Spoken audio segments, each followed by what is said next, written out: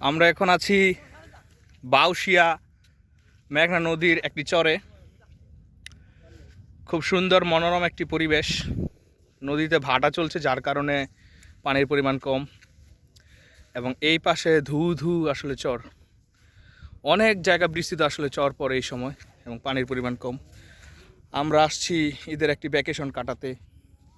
Actually খুব মনোরম পরিবেশ, চারপাশ ঘুরে আসলে খুবই মনোমুগ্ধকর।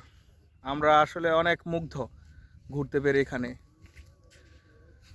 অ্যাকচুয়ালি একটা কোয়ালিটি টাইম স্পেন্ড করার মতো জায়গা, এবং আমরা 2 দিন যাবত এখানে আছি। আজকে আমাদের শেষ দিন।